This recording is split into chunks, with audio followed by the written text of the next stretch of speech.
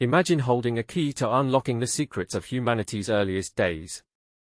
That's precisely what archaeologists in Turkey are doing, as they unearth astonishing artifacts that challenge everything we thought we knew about the Neolithic era. But here's where it gets controversial. These discoveries suggest that the shift from nomadic hunter-gatherer life to settled communities wasn't just a practical change, it was a profound transformation in how humans viewed themselves and their place in the universe. Perched on the windswept hills of southeastern Turkey, overlooking vast plains, these archaeological sites are rewriting history. Among the latest finds are a stone figurine with intricately stitched lips, carved stone faces, and a black serpentinite bead featuring expressive faces on both sides. These artifacts aren't just relics, they are windows into the beliefs and rituals of people who lived 11,000 years ago. Necmi Carol, the archaeologist leading the dig at Karahan Tepe, explains, the abundance of human sculptures reflects the direct consequences of settled life.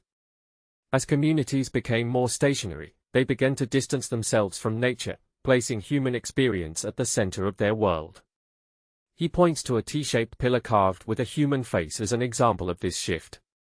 This excavation is part of Turkey's ambitious Stone Hills project, launched in 2020 across 12 sites in Sanliurfa province.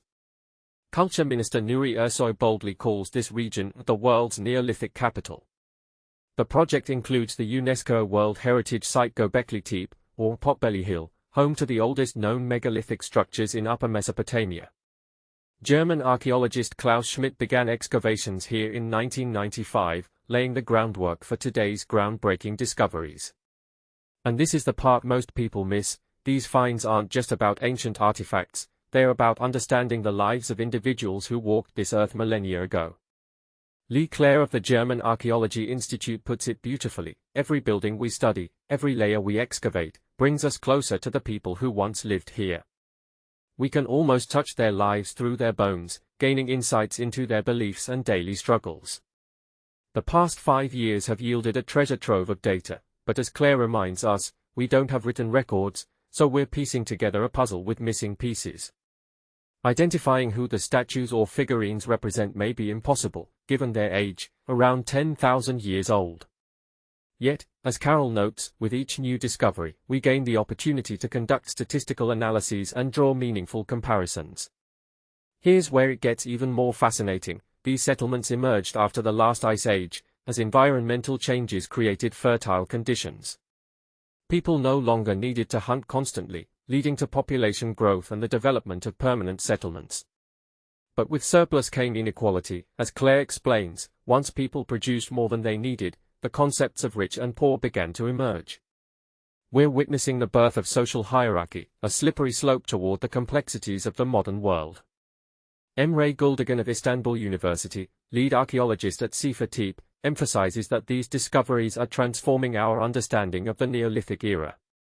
Karahan Tepe and the Stone Hills project reveal a highly organized society with its own symbolic world and belief structures, overturning the notion of a primitive Neolithic culture. Interestingly, while human symbolism dominates at Karahan Tepe, animal imagery takes center stage at Göbekli Tepe, highlighting the unique cultural differences between these communities. But here's the real question, what do these differences tell us about how these societies viewed their world? Archaeologists argue that each community depicted their environment in distinct ways, raising fresh questions with every discovery. Each find brings us closer to understanding the people behind these creations, Güldegan says. Beyond their academic significance, these discoveries are reshaping the region's appeal. Once known primarily as the place where Abraham settled, a figure revered in Judaism, Christianity, and Islam, the area now attracts a diverse range of tourists. Yakup Bedlek, a local tour guide, notes, before these excavations, we mainly saw religious tour groups. Now, a more varied mix of visitors is exploring the region. As these excavations continue, they promise to reveal even more about our shared human story. But here's the ultimate question, what does it mean for us today to uncover these ancient truths? Do these discoveries challenge our assumptions about progress, inequality, and our place in the world? Share your thoughts in the comments, let's spark a conversation that bridges the gap between the past and the present.